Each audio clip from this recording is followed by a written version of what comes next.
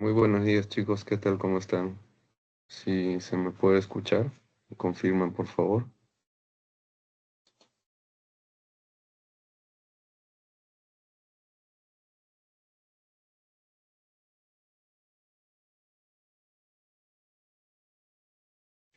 Buenos días, profesor, si se le escucha.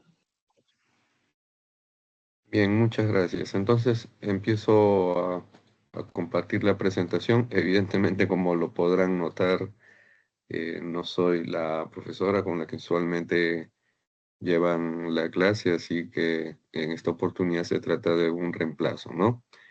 Estaríamos por desarrollar la semana número 10. Sabemos que por el tema de las fechas, algunos días pues se han movido, ¿no?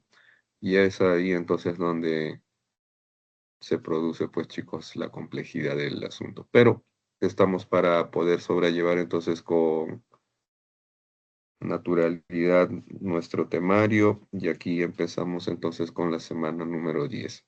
Bien, espero ya se pueda apreciar las diapositivas y empezamos como es de costumbre con geografía, ¿no? Nuestro tema apunta a los recursos naturales, ¿sí?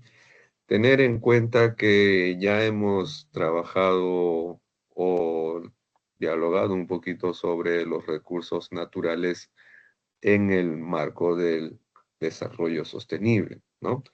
Recordamos que el desarrollo sostenible nace como una alternativa, un enfoque dentro de un escenario de reflexión medioambiental, ¿no? Hemos tenido conferencias de las Naciones Unidas sobre el medio ambiente y el desarrollo. Estas conferencias pasan a llamarse popularmente como cumbres de la Tierra. Tuvimos la primera en el año 72, ¿no? En la ciudad de Estocolmo, ahí donde, por ejemplo, se pudo hacer algunos esfuerzos para que luego se pudiera fundar la famosa Comisión Mundial sobre Medio Ambiente y Desarrollo o la Comisión Brundtland, ¿no? Que finalmente nos dio lo que era el famosísimo informe también, Nuestro Futuro Común, o llamado informe Brundtland, que es donde se define desarrollo sostenible, ¿no? Poniendo énfasis en la necesidad de establecer políticas para poder aprovechar los recursos naturales, satisfaciendo las necesidades del presente sin comprometer las necesidades de las generaciones propias del presente, pero por sobre todo las del futuro. Es ahí donde entonces nace la necesidad de sostener en el tiempo la presencia de estos recursos naturales, que son entonces bienes importantísimos para poder satisfacer las necesidades humanas. Bien, las necesidades del hombre son muchas, son distintas, y es por eso que también tenemos una amplia diversidad de los recursos naturales para destacar, ¿no? Vamos a poner énfasis en las nociones básicas, como por ejemplo la definición, los tipos, pero vamos a incidir con mayor, chicos, interés en lo que serían los principales problemas, ¿no? O sea, hay amenazas que enfrentan los recursos naturales. Muchas amenazas se hacen realidad y es ahí entonces donde vemos problemáticas, ¿no? Vamos a tratar sobre la desertificación, la deforestación, la contaminación del agua y cómo todo esto puede repercutir también en la pérdida de la biodiversidad, ¿no? Porque nuestra biodiversidad es parte de nuestros recursos naturales. Bien, ya veíamos nosotros, por ejemplo, que en el Perú los recursos naturales, renovables y no renovables, son patrimonio de la nación. O sea, nuestra propia constitución en su título 3 del régimen económico, ¿no? En el capítulo que habla de los recursos naturales, nos precisa eso, ¿no? Artículos 66, 67, 68. Hay que poner por encima la población.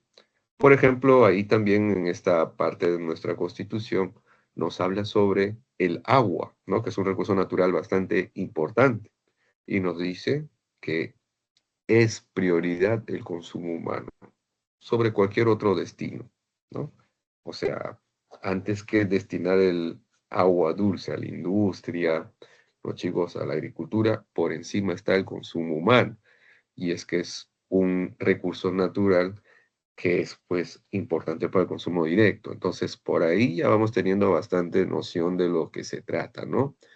A ver, como concepto de definición, podríamos decir que son aquellos bienes que pueden obtenerse de la naturaleza sin mediar la intervención del hombre, ¿sí? O sea, esto no es patrimonio cultural, como mencionábamos en cívica, ¿no? Estamos hablando de los procesos evolutivos de la Tierra per se, por sí misma, o sea, sin la mediación del hombre. Acá no hay actividad antrópica.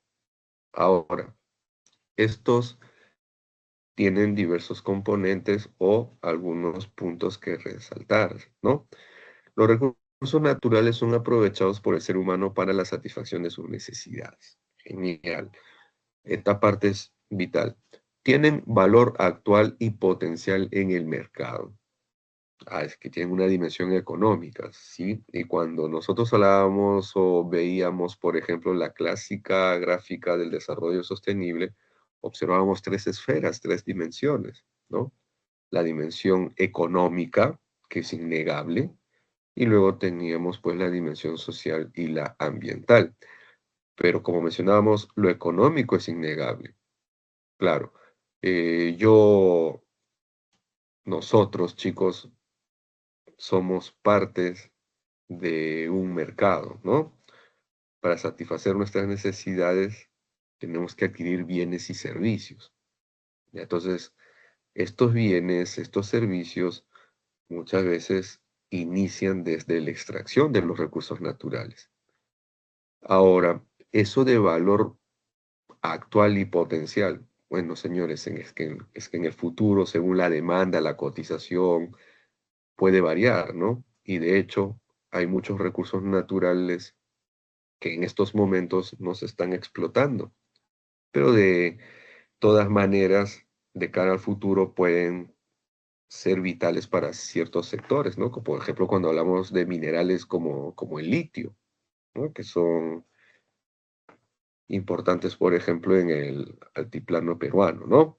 Pero eso de cara al futuro. Ahora, ¿contribuyen al desarrollo económico? Claro, claro que sí, ¿no? Por ejemplo, cuando nosotros hablamos del Perú, un país minero, ¿no? Claro, con recursos forestales y un sinfín, pues, de bienes que lo posicionan estratégicamente justamente de cara al futuro. Entonces, era deber del Estado administrar, ¿no? O explotar con un criterio soberano nuestros recursos naturales, procurando siempre el mayor beneficio para la población, ¿no? Y bueno, según la capacidad de regeneración, hablemos de los tipos, ¿sí? Tenemos dos grandes conjuntos aquí, los recursos naturales renovables y los no renovables. Esto quiere decir que los renovables se pueden ir renovando o regenerando mientras se consumen, ¿no? O sea, el ritmo de regeneración va acorde, ya no hay una larga o una gran distancia. A diferencia de los bienes no renovables, cuya tasa de extracción o consumo es mayor que la de su renovación. O sea, chicos, se regeneran, ¿ya? Pero a un ritmo muy lento. Por ejemplo, el caso de los hidrocarburos, ¿no? De los minerales metálicos.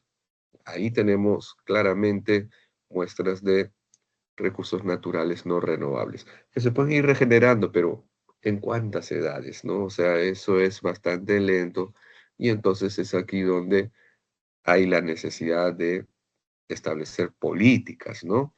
Ya nos decía el desarrollo sostenible también de una manera temprana cómo era necesario aprovechar los recursos no renovables a un ritmo tal que no se puedan agotar sin antes haber encontrado un recurso sustituto.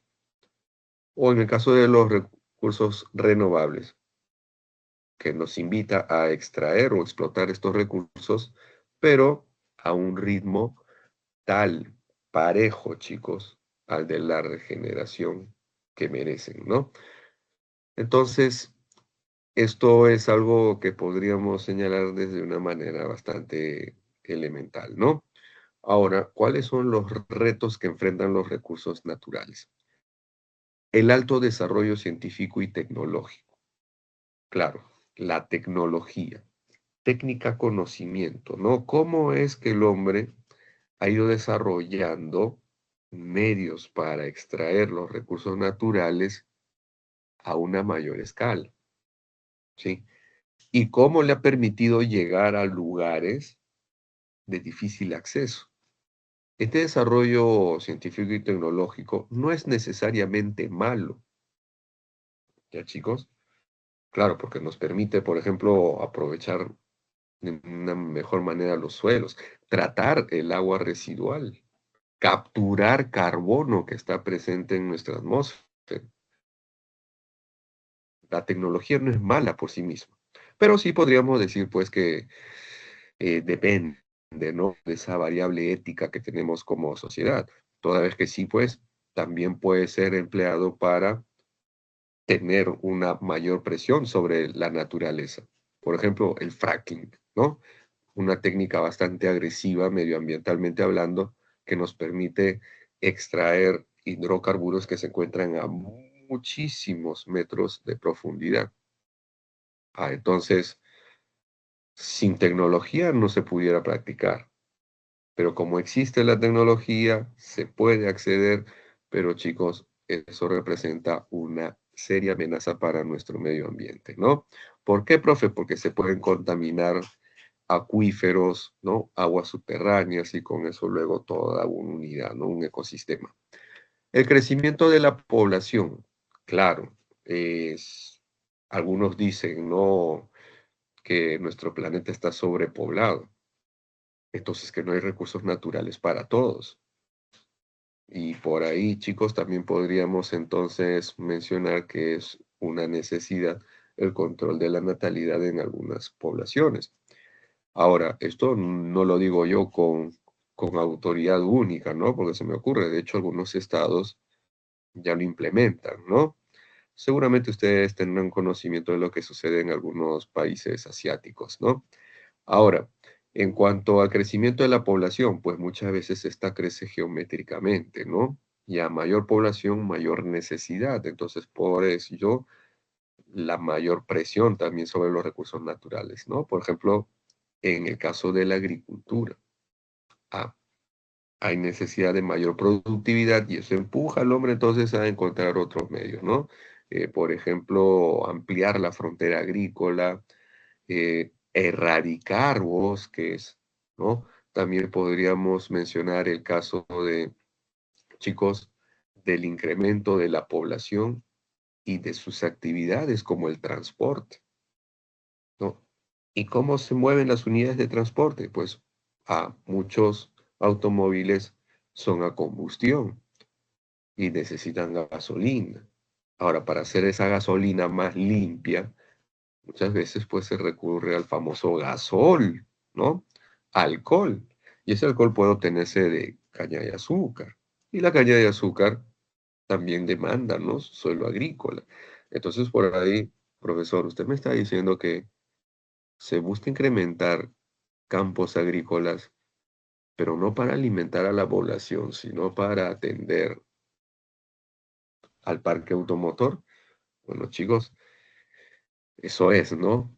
La dimensión económica que muchas veces se tiene de los recursos naturales. Hay que priorizar el mercado, ¿no? El mercado manda en algunas ocasiones. Y ya, para cerrar esta partecita, vamos a señalar la mayor influencia del hombre sobre su medio, particularmente con el desarrollo tecnológico, ¿no? Pasamos a nuestra siguiente diapositiva y vemos los principales problemas que afectan a los recursos naturales. Y empezamos con la depredación. Depredar es capturar, ¿no? Extraer, sí, chicos, tomar directamente un recurso natural, pero con un criterio irracional. O sea, en otras palabras, chicos, no es una actividad planificada. Un depredador, por ejemplo, es un león. Y el león, si pudiera comer, chicos, come todo el día, ¿sí? Ahora, cuando sacia su necesidad, es ahí cuando guarda. Pero no lo hace pues de una manera planificada, ¿no? No es como nosotros tal vez que cuando vamos al supermercado compramos para 2 semanas o compramos para el mes, ¿no? Y entonces vamos por ahí administrando lo que serían nuestros recursos, ¿no? Claro, entonces, ¿qué ocurre? Nosotros como especie, por mucho tiempo, no hemos contemplado el futuro, ¿sí? Solamente hemos priorizado la cuestión económica y por ahí, ¿no? Extraer y extraer los recursos naturales, sin tener en cuenta incluso lo que puede pasar, ¿no? Con su valor tiempo después. Ya estudiando nuestra historia, ustedes habrán escuchado hablar, por ejemplo, de lo que fue el caucho, ¿no? El salitre, entre tantas, entre tantos otros booms que hemos tenido, ¿no? Pero bueno, entonces, como tal, es la explotación indebida y excesiva de los recursos naturales. Ya saben, señores, sin parámetro alguno, ¿no? ¿Cuáles son las causas? El aumento de la población y sus necesidades. Uso de tecnologías que le permite tener un mayor alcance, entonces. ¿Cómo se puede manifestar? Pues con una deforestación incontrolada, con una quema de la cobertura vegetal, ¿sí? Contaminación del aire, es decir, de nuestra baja atmósfera, la contaminación de, chicos, los cuerpos de agua, estamos hablando de ríos, lagos, pero también de las aguas saladas, ¿no? Considerando pues los mares y océanos. Y por último, hablaríamos de la contaminación del suelo. Esto es lo que vamos a pasar a desarrollar a continuación. Y empezamos con la desertificación. ¿Sí, chicos? Veíamos en nuestro tema anterior lo que era el desierto, como un bioma que se ubica próxima a los trópicos, ¿no? Claro, los trópicos eran zonas de alta presión atmosférica. Ahí teníamos el descenso de vientos fríos. Estos que generan estabilidad, ¿no? Contribuyen en la formación, chicos, de estratos. Y estos muchas veces, pues, nos presentan pobres precipitaciones. Pero entonces por ahí, entre los 20 grados, 25 grados, 35, 40 grados de latitud, podíamos encontrar extensas regiones áridas, ¿no? Peráridas, o sea, con pobrísimas precipitaciones. Ahí teníamos los desiertos. Decíamos también que era un bioma bastante extenso, casi la tercera parte se encuentra certificado en nuestro planeta. Y que, ojo, eso va en aumento, porque dentro de una de las consecuencias del cambio climático también veíamos, ¿no? La desertificación de las sabanas. Sí, chicos, algo a tener en cuenta, ¿no? Entonces, es la degradación del suelo en zonas áridas, semiáridas y subhúmedas, debido a actividades humanas y variaciones climáticas, donde éste pierde su capacidad productiva en forma progresiva. Donde éste pierde, por si acaso estamos hablando del suelo, ¿no? Tener en cuenta entonces, chicos, esto, ¿no? La degradación del suelo va a perder su capacidad productiva, su fertilidad, pero no en cualquier escenario del mundo, no, no, estamos hablando de zonas áridas, semiáridas y subhúmedas. Quiere decir entonces que en estos ámbitos de escasas precipitaciones hay suelos que sí son fértiles. Por ejemplo, en el desierto peruano recordamos los valles, ¿no? En otros desiertos tenemos también, por ejemplo, humedales, oasis. Y ahí se puede practicar una agricultura de alta productividad. Entonces, por ahí, el suelo, como un recurso muy valioso para la agricultura, puede verse seriamente disminuido, ¿no? Voy a resaltar algo. ¿Qué cosa, profe? Esto de actividades humanas. ¿Por qué? Porque en ocasiones también se habla de un proceso llamado desertización. ¿Sí, chicos? Desertización. ¿Y cuál es la diferencia? Bueno, En realidad hay una distancia nada más, porque es todo un proceso, chicos, próximo, ¿sí? Pero en cuanto al origen es donde se distancian un poquito, toda vez que la desertización es atribuida a factores netamente ambientales, que ya sabemos son de largo plazo y todo lo demás, ¿no? Pero cuando hay actividades humanas así directas, ¿no? Ya estamos hablando de desertificación, por sobre todo. Bien, entonces nos centramos en esto, nuevamente, en lo antrópico, ¿no? En lo generado por el hombre. Se produce cuando se elimina la cubierta de árboles y plantas que dan cohesión al suelo. Allá, entonces en estas zonas subhúmedas puedan haber pues herbáceas, ¿no, chicos? Pueden haber pastos naturales. Cuando estos se retiran, entonces dejan al suelo expuesto.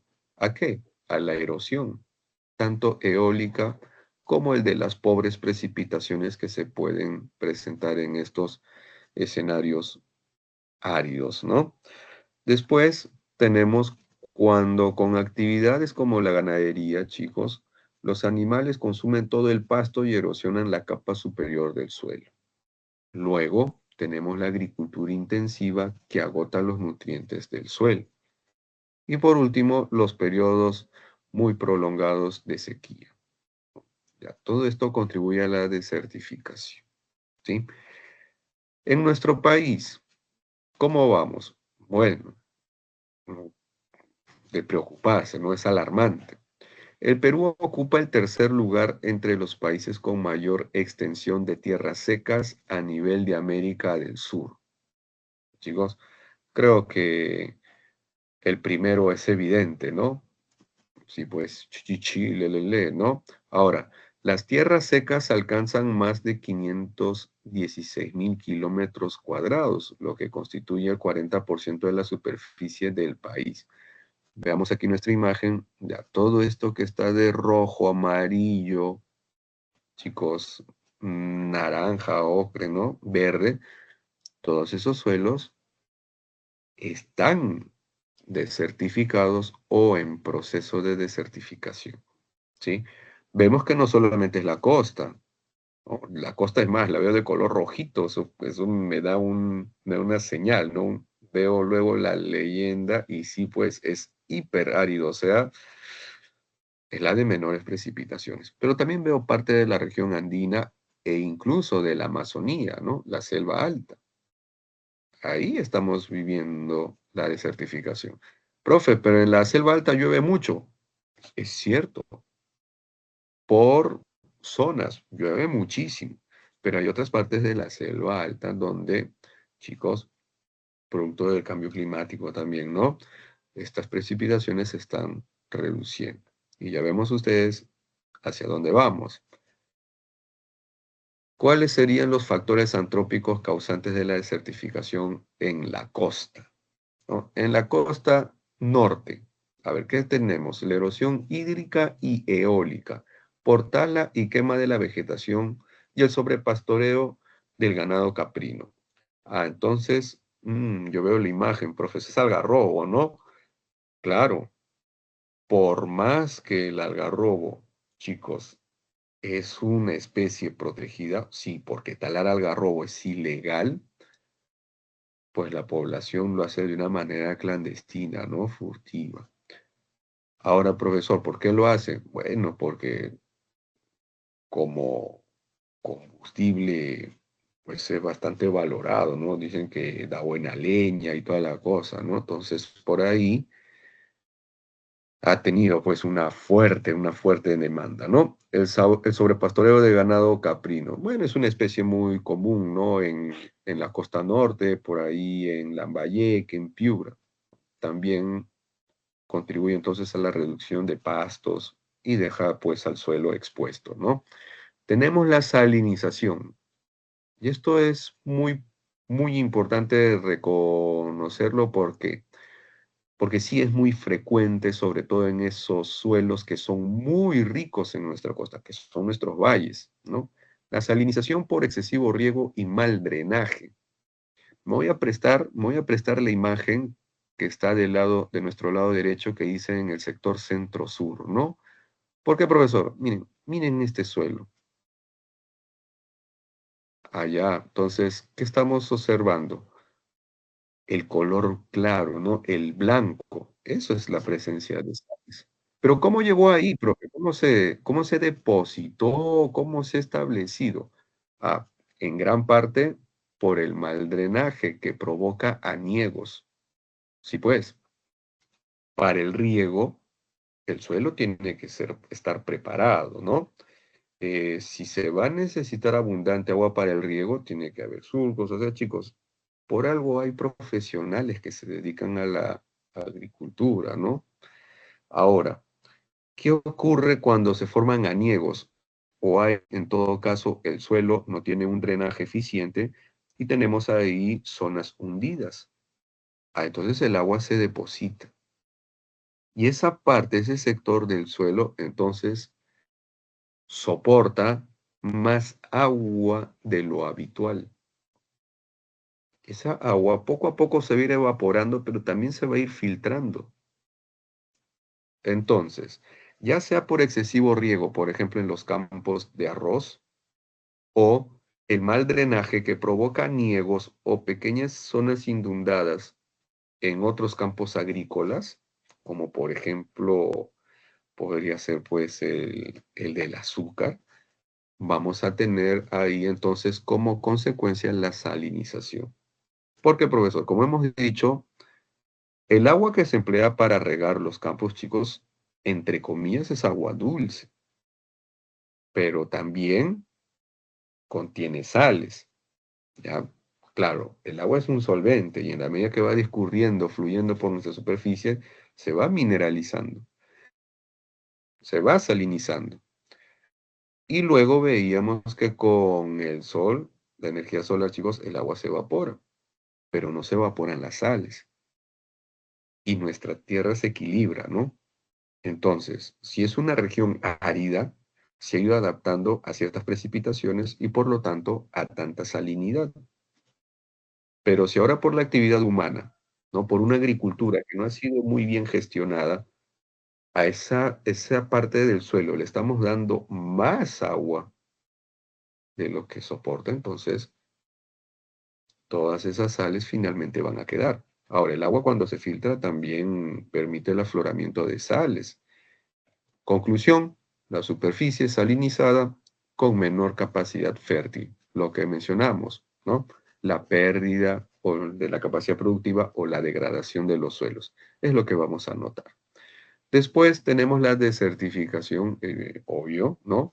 Por la tala de los bosques de algarrobos y zapotes, y el desierto se extiende. Las dunas avanzan sobre las áreas agrícolas. Claro, pues, ya con la reducción de la cobertura vegetal, la erosión eólica, chicos, gana espacio, ¿no? Sobre todo la erosión eólica. Vamos con el sector centro-sur y nuevamente tenemos la salinización por el excesivo riego y mal drenaje, ya más o menos de lo que hemos mencionado, ¿no? Cerca del 40% de las tierras agrícolas están afectadas. Profe, ¿se pueden recuperar? Claro que sí, pero son procesos costosísimos y la pregunta es quién lo asume, ¿no?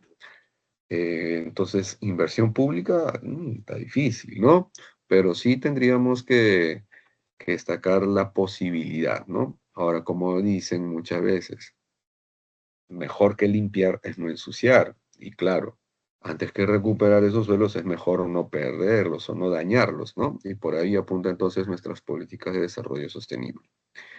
La erosión eólica, lo mismo, ¿no, chicos? Por la limpia de la cobertura vegetal que deja finalmente expuesto a nuestros suelos.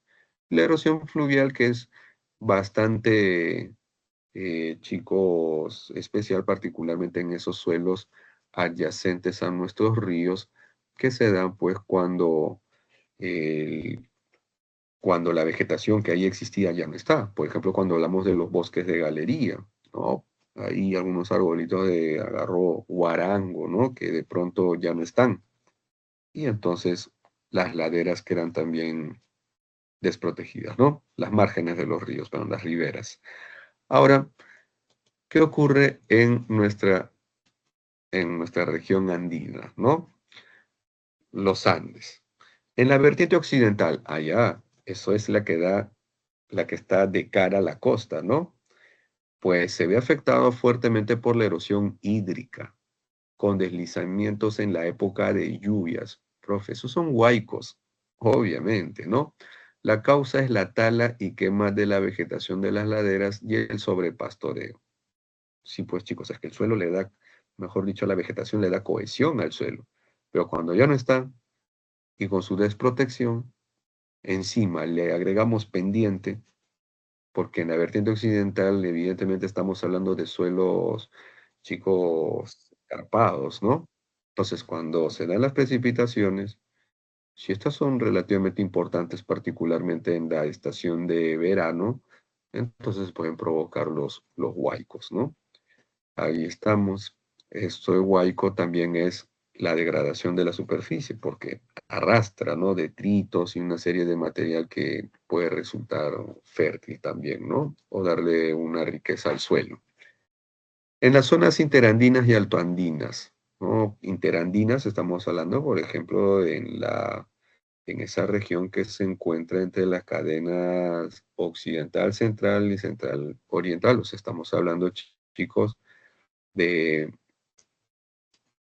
por ejemplo, provincias, ¿no? Como Cajamarca, como Huancayo, Cusco y demás, ¿no? En lo alto andino, ya eso nos hace referencia pues a una altura un tanto más importante, ¿no? Por ejemplo, cuando hablamos pues de las mesetas. Ya, entonces, en los valles interandinos y en las mesetas, eso queremos referirnos, ¿bien? Erosión hídrica, fluvial y pluvial, o sea, por los ríos y por las precipitaciones. Se da por la falta de cobertura vegetal y la quema de los rastrojos. Profe, ¿qué es un rastrojo? De la cobertura vegetal ya lo ha mencionado, ¿no? Ya se ha mencionado, ya lo conocemos. Pero ¿qué es un rastrojo? Señores, cuando se da la práctica agrícola, ¿no? Y se da la cosecha, incluso de una manera tradicional, los campesinos ya saben que hay que proteger el suelo para un próximo cultivo, ¿no? Y muchas veces dejan un material que no se consume, ¿no? Que no tiene valor en el mercado, pero que es producto de la cosecha. Y con ese material, pues chicos, hojas, ¿no? Forraje, se suele cubrir el suelo agrícola. ¿Para qué? Para protegerlo, pues, de la erosión. Pero en ocasiones también se queman, ¿sí? Se queman. Entonces, ¿eso qué provoca? Que el campo agrícola quede desprotegido. ¿Sí, chicos? Profe, ¿y por qué se quema entonces? Diversos motivos, ¿no? Por ejemplo, uno de ellos es el de ya proceder al campo, perdón, al cultivo, y otros en ocasiones se da por pensar que traen enfermedades, ¿no? Diversos motivos existen ahí, chicos. Ahora, este problema afecta al 60% de los suelos agrícolas de la región. No estamos hablando de la región andina en general. El sobrepastoreo y quema de pajonales. Estos pastos que se encuentran, pues, chicos, en las regiones con cierta pendiente, ¿no? Ahora, en las mesetas, ahí va a destacar también lo que sería el sobrepastoreo, ¿no? Vemos aquí, por ejemplo, la imagen inferior, ¿no? La derecha, ahí está, ¿no? Algo que podríamos destacar, ¿no? Ese ganado, chicos, que no es una ganadería intensiva, por cierto, ¿ah? Es extensiva. Y es por eso que aprovecha los pastos naturales. Claro, porque la ganadería intensiva es diferente, ¿no? Más bien ya con hierbas, ¿no? Con forraje preparado es que se alimenta al ganado, ¿no? Y bueno, lo último era inevitable, teníamos que mencionarlo sí o sí, ¿no? Porque en la región andina, chicos, tenemos ahí el mayor centro donde se da la extracción de los recursos minerales, ¿no? Por eso el relave minero, ¿no? Ese pasivo ambiental que no es tratado y es vertido de una manera irresponsable en nuestro medio. Claro, altera la naturaleza de los suelos y chicos, también puede contribuir a la pérdida de la biodiversidad, ¿no? Pero si bien es cierto, es una actividad antrópica y que reduce o degrada, ¿no?, la riqueza de los suelos, chicos, hay que tenerla muy en cuenta también cuando hablemos de la contaminación del suelo, ¿no? Que por ahí tiene algunas cositas distintas, ¿no? Bueno, igual contribuye a ese resultado, ¿no? Que es la degradación del suelo. Factores antrópicos causantes de la desertificación en la Amazonía. A ver, chicos, ¿qué es lo que tenemos? En la selva alta, los dos pisos, ¿no?, tradicionales de nuestra Amazonía. La selva alta, aquí tenemos la erosión hídrica grave por las excesivas pendientes, las altas precipitaciones y la deforestación incontrolada.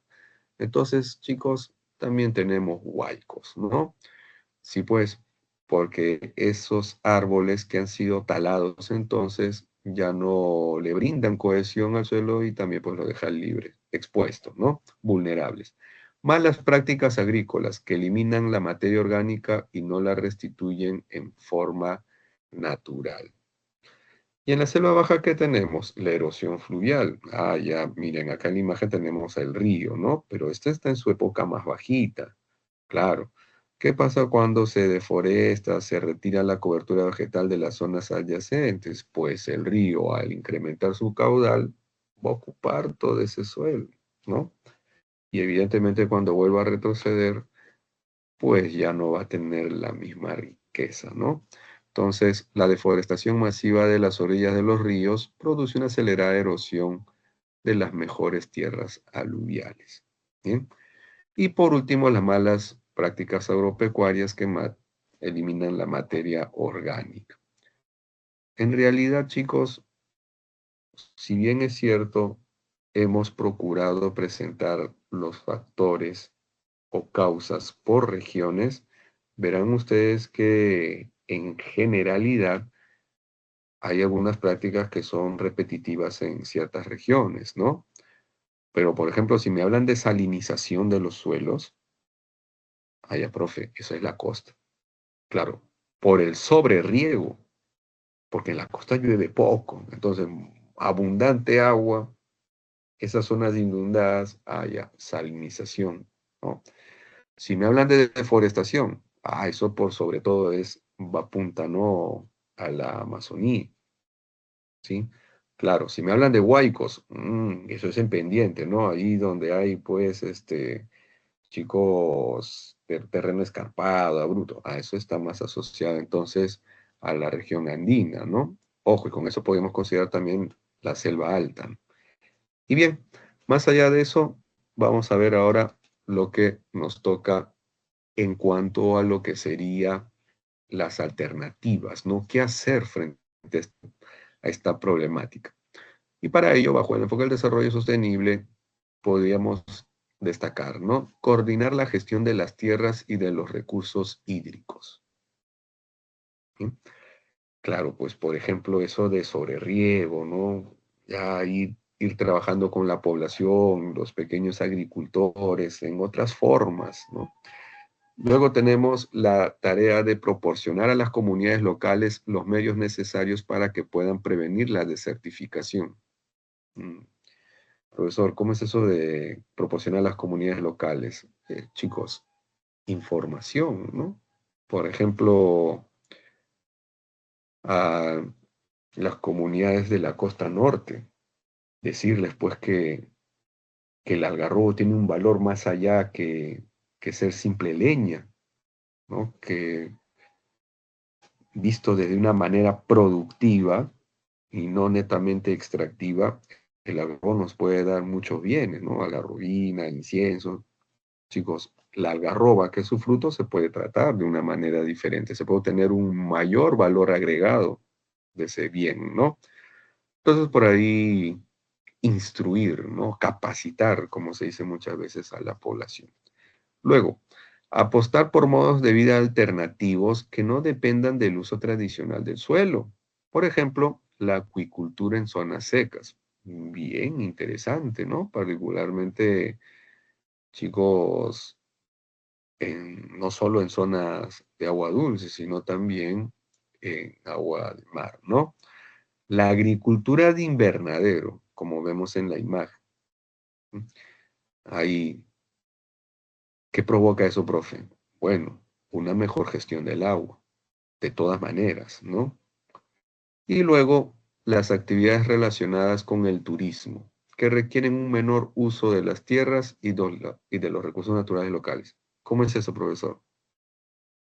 Chicos, que no todo es agricultura, bien, que también hay otras fuentes para generar ingresos. Y es más, ¿por qué no enlazar, ¿no?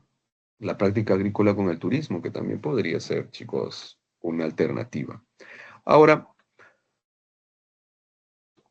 profe, ¿en serio? ¿Alguien me podría preguntar, profe, en serio, la agricultura podría ser un atractivo turístico?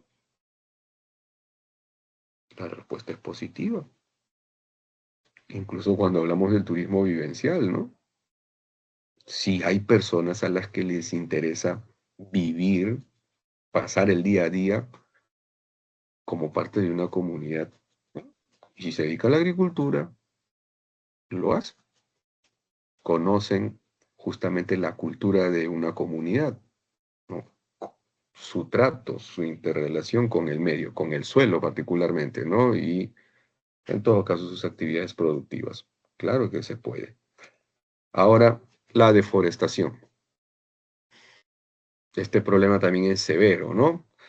Es el retiro de árboles sin una replantación adecuada. Ah, ya, es que los bosques son recursos renovables, ¿no? Pero, ¿qué ocurre cuando se está sacrificando sin esa replantación necesaria? Ah, entonces, esto sí, pues, nos puede llevar a una depredación del recurso. Entonces, lo que nosotros tenemos que mencionar ahora serían las causas, ¿no? Los factores y dónde se van desarrollando. A ver, causas. La agricultura migratoria y comercial. Allá, miren, tenemos dos términos. Primero, lo migratorio. ¿Por qué, profesor? Porque esta es una práctica propia de la agricultura extensiva, o sea, es de baja productividad, ¿sí? ¿En qué consiste, profesor? Pues en la tala y quema, ¿sí? Estos agricultores llamados colonos, ¿por qué, profesor? Porque llegan y se van, llegan un tiempo y se van. Ya, estos lo que hacen es talar los bosques, incinerar los restos y aprovechar las cenizas como fertilizante. Profe, ¿pueden actuar las cenizas como fertilizante? La respuesta es sí, pero si es bien gestionada, puede ser favorable. Pero evidentemente, como estamos hablando de población sin mayor capacitación, entonces lo hace de una manera netamente empírica, ¿no? O sea, lo hace chicos sin mayor conocimiento científico. Y es entonces cuando, ante lo mucho, lo excesivo, este suelo pierde, se ve reducido, ¿no? En su riqueza y su capacidad productiva. Por eso es que tiempo después de unos cuantos ciclos, de unas cuantas cosechas, esta población migra, se va buscando otros bosques para realizar la misma práctica. Y otra vez el mismo cantar. Y así, chicos, se mueven y se desplazan y se constituyen como una seria amenaza para nuestros bosques, ¿no? Esa es la agricultura migratoria. Chicos, tala y quema, roza y quema, actividad extensiva, o sea, baja productividad agrícola y a qué costo, ¿no? Y luego tenemos la actividad, ¿no? Comercial, claro, esta agricultura comercial, por ejemplo, cuando mencionaba, ¿no? Que se demanden grandes extensiones de caña de azúcar. Entonces, ya no estamos hablando de cultivos menores, ¿no? Estamos hablando de caña de azúcar, de café, de cacao, tabaco, palmito, No, estamos hablando de cultivos que tienen una fuerte demanda y que crecen en escenarios cálidos húmedos, o justamente donde hay abundantes bosques, ¿no? Bosques húmedos. Y ya pues, eso hemos visto también por noticias, chicos, que en algunos países ha generado importantes incendios, ¿no? Por ejemplo, en el Brasil. Vamos ahora a mencionar a la minería ilegal de oro. Chicos, esto no necesita mayor detalle por noticias. Nosotros sabemos que es una problemática muy frecuente en nuestra Amazonía, ¿no? La tala ilegal, esto para la industria maderera, pero también, chicos, por sobre todo para el tema de la coca, ¿no? Porque la coca necesita superficie donde crecer, ¿ya? Entonces, más que tala ilegal, chicos, ahí podríamos mencionar directamente el narcotráfico, ¿no? Luego, la tala para combustible. Ay, ya, eso sí, lo que mencionamos, por ejemplo, con el caso del algarrobo, ¿no? Aquí dicen da buena leña. Ahora, la tala comercial ilegal. Ah, esto sí, para la industria maderera, ¿no? Caoba, pirona, tornillo, diversas especies, ¿no? Y por último, la reducción de los bosques por la construcción de infraestructura, ¿no? Infraestructura vial. Estamos hablando de carreteras. La carretera interoceánica, algo así, ¿no? Su fuerte impacto ambiental. Evidentemente, chicos, estamos hablando pues de grandes políticas de inversión. Tal vez en nuestra Amazonía, chicos, no lo vemos mucho, ¿no? Más allá de la interoceánica que acabamos de mencionar, pero hay otros países, ¿no? Como por ejemplo el Brasil, que sí ha tenido pues un crecimiento enorme en una colonización. Recuerden que aquí estamos hablando de la deforestación no solo en el Perú, estamos empezando a nivel general, por eso estamos viendo incluso en la parte baja un planiferio, ¿no? Y viendo pues cuáles son los países más deforestados.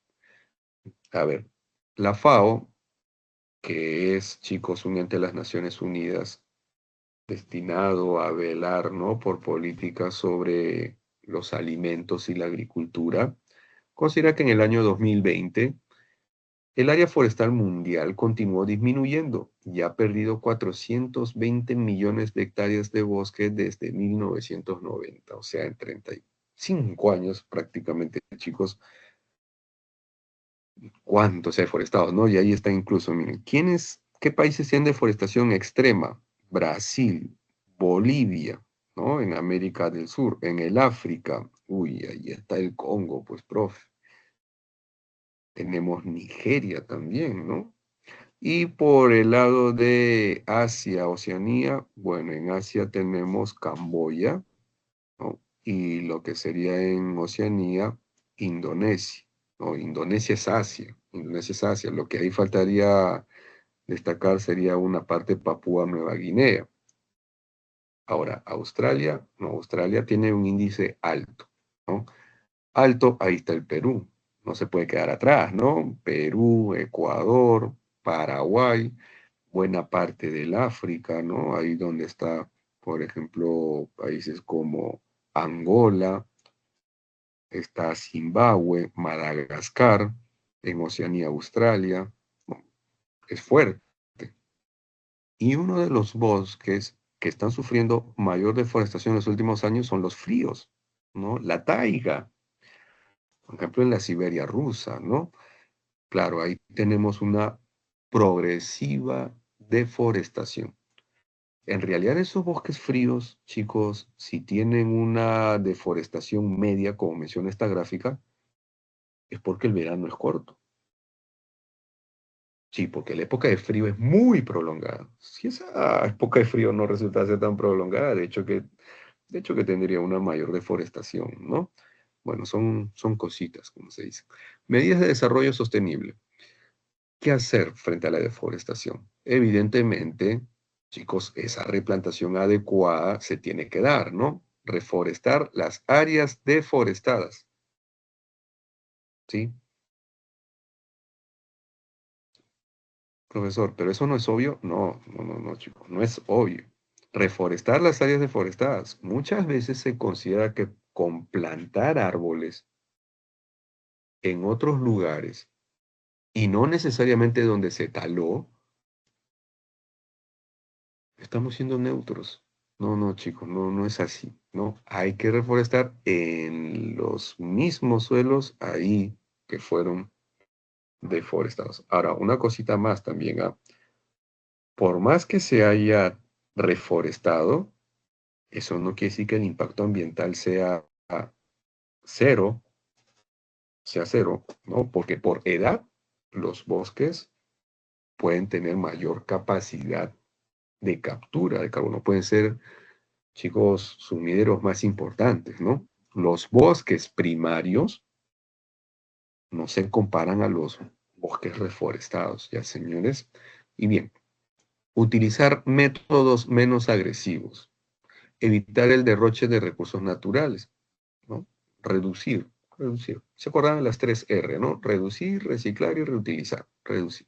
Consumir productos sustentables. Capacitar a los colonos, ay, esos que queman, ¿no? Los bosques y reformar algunas normas. Y toda vez que algunos estados con sus propias normas han dado carta libre a que la agricultura comercial busque más suelos, ¿no? ¿Y cómo lo hace? Ya sabemos, quemando cobertura vegetal. Entonces, puede haber otras formas de fomentar la agricultura, ¿no? La deforestación en el Perú. La floresta en el Perú es el recurso natural renovable más notable del país, ¿sí? Pero por la tendencia absolutamente creciente de la deforestación, se han perdido 7.800.000 hectáreas del territorio nacional. Entonces más de esos 400 millones, chicos, 7 millones en nuestro país, ¿no? Solo en el año 2021 se perdieron 137.976 hectáreas. Chicos, números más, números menos, hay que establecer la tendencia, porque la estadística es así, ¿no? ¿Cuál es la tendencia? ¿Estamos subiendo o estamos bajando, profe? El incremento, ¿no? Ahora, o alguno de ustedes dirá, pero profesor, yo veo la gráfica y veo que en el 2021 se perdió menos bosques que en el 2020. Chicos, esto tiene una explicación y es pandemia, ¿sí? Claro, con la pandemia nosotros vimos cómo la contaminación del aire se redujo, ¿no? Vimos que muchos problemas, no solo medioambientales, sino también sociales, bajaron. Pero ahora que ya estamos de vuelta a la normalidad, como se dice, a la tendencia es habitual, ¿no? Al incremento. Bien, los departamentos más deforestados son Loreto, Ucayali, San Martín. Y en tercer lugar, San Martín, que no es uno de los departamentos más extensos, ¿no? Y es selva alta. ¿Qué hay ahí? Narcotráfico, tal ilegal, de todo lo que veníamos mencionando, ¿no? Y bueno, pasamos después de mencionar los tres primeros, a ver tanto la evolución, ¿no? El proyecto de monitoreo de la Amazonía andina peruana. Las zonas identificadas con mayor problemas de deforestación son La Pampa e Iberia en Madre de Dios. Minería ilegal, ¿sí? Alrededores del Parque Nacional Baguaja-Sonene entre Madre de Dios y Puno. Lo mismo, ¿no? Miren, incluso hay un área protegida. O sea, a pesar de una legislación ahí, ¿no? Vigente, de esfuerzos, instituciones, voluntarios, fiscalización, se da. Y la Amazonía Central entre Ucayali y Huánuco y otra entre Ucayali y Loreto. Entonces, estos puntos de color amarillo, incluso uno con un núcleo rojizo, son los puntos de mayor deforestación en nuestro país. ¿Eso cómo se mide, profe? Imágenes satelitales, ¿no? Que según la densidad poblacional de los árboles va tomando pues cierto color, ¿no? Ahora dejamos la deforestación y vamos a lo que sería la contaminación del agua. Chicos, si bien es cierto, ya estamos cumpliendo con la primera parte de, ¿no? de nuestro nuestro, digamos, horario. Sabemos que si le anda una revisada cívica es un tema un tanto cortito, ¿no? Así que por ahí nos permite hablar un poquito más de geografía, ¿ya? Hago ese alcance por si piensan que, profes, toda la hora se va a ir en geografía, tranquis, ¿no? Que lo de cívica se puede gestionar bien. Es el cambio en la calidad del recurso de tipo químico, biológico y físico que la hace perjudicial para los organismos. Allá, entonces, chicos, la contaminación. Nosotros nos contaminamos. Cuando un agente patógeno, chicos, invade nuestro organismo y ha superado nuestro sistema inmune, nuestro cuerpo reacciona, muestra, pues, chicos, síntomas. Por ejemplo, el incremento de la temperatura, la tos, ¿no? El escozor en la piel. Claro, esos son síntomas, ¿no? Nuestro cuerpo está reaccionando. ¿Y por qué les menciono esto? Porque así como nosotros nos contaminamos, también se contamina pues la tierra y sus elementos. En este caso vamos a hablar del agua, ¿no, chicos? La hidrosfera. ¿Qué ocurre? ¿Tiene un sistema profinmune acaso? El agua puede, chicos, absorber.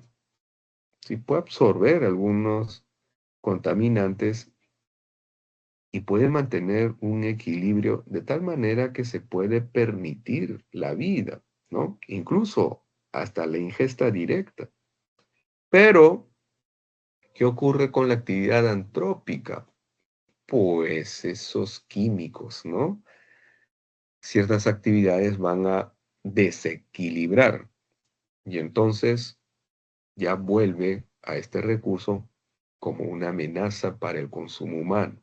Y obviamente también, chicos, como algo dañino, ¿no? O sea, algo ya grave para las especies hidrobiológicas.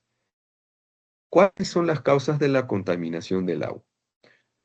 La introducción directa o indirecta de sustancias contaminantes en los mares, lagos, ríos y acuíferos. Ah, ya, entonces cuando yo veo que su color es turbio, ¿no?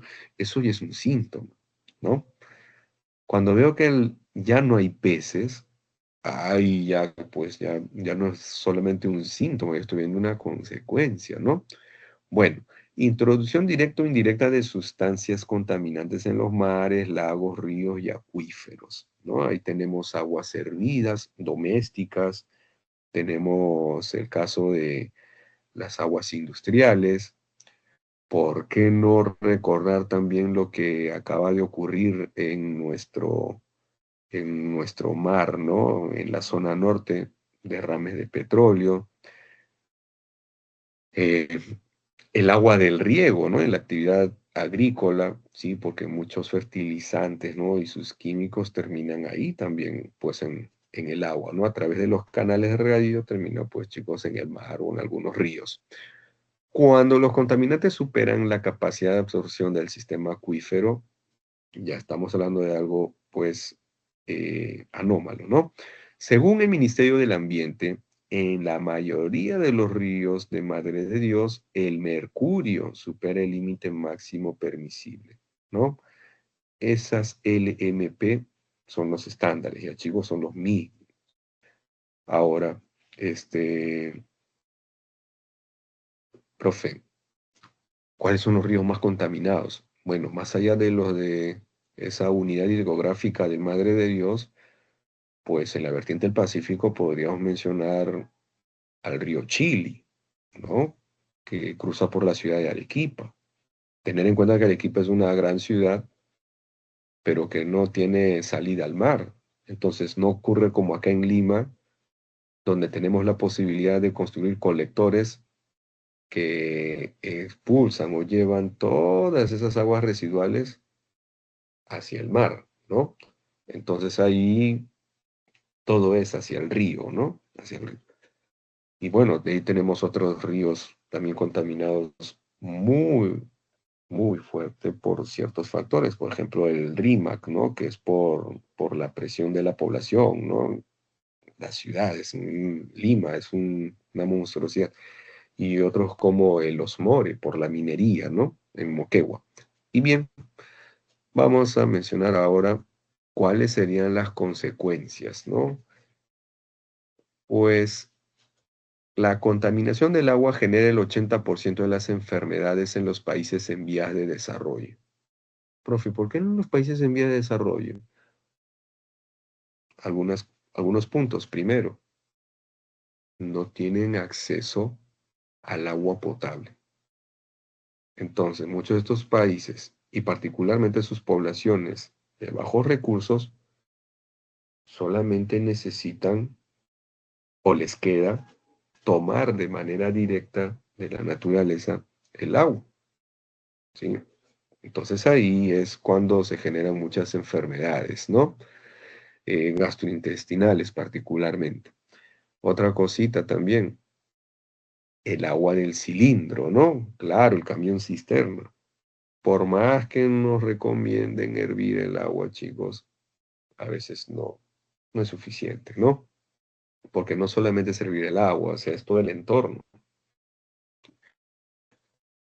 Después, el incremento de muertes de personas al año por su ingesta contaminada, de hecho, ¿no? Fuente contaminada. Alteración de los ecosistemas acuáticos y del litoral, la migración de especies o muertes, ¿no? Ya lo vimos con los derrames de petróleo, por ejemplo. Y la disminución de la producción pesquera, ¿sí? De hecho, consumir estas especies no contaminadas también puede generar, ¿no? Enfermedades, es lo que queríamos mencionar en el primer punto también. ¿Qué hacer, no? ¿Cómo salvar el problema? Medidas de desarrollo sostenible. Reducir el volumen de los contaminantes. Plásticos, ¿no? Acá en la imagen podemos ver plásticos. ¿Cuánto de eso termina en el mar? Reutilizar y tratar las aguas residuales. Así, profe, claro, se pueden depurar los contaminantes. Aquí la imagen de alguna manera nos muestra algo, ¿no? De cómo reutilizar.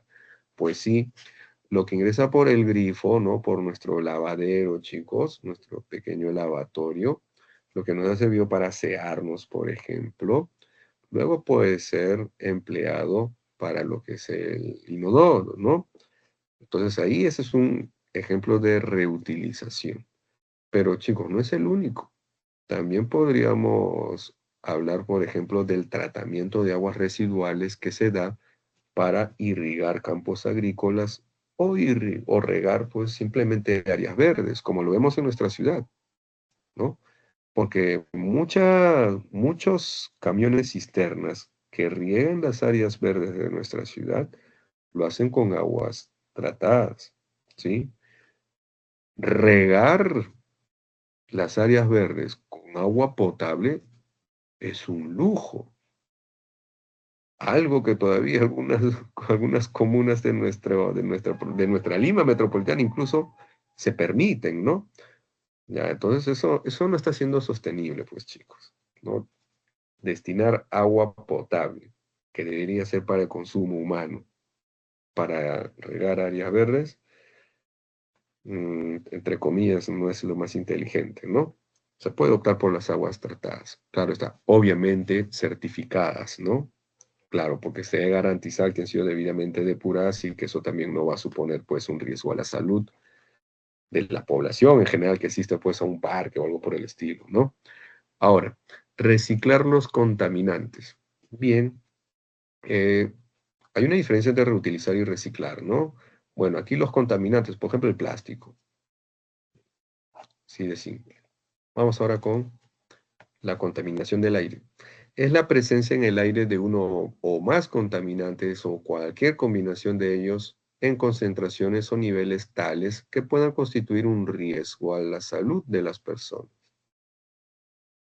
a la calidad de vida de la población, a la preservación de la naturaleza o a la conservación de patrimonio natural. Entonces, es lo mismo, es la emisión de contaminantes, ¿no? De partículas sólidas, líquidas, aerosoles en general, gases que puedan perturbar la salud del aire, ¿no? Entonces, la inhalación, ¿no? O sea, el poder respirar estas micropartículas va a dañar nuestra calidad de vida. O sea, señores, enfermedades agudas respiratorias, ¿no?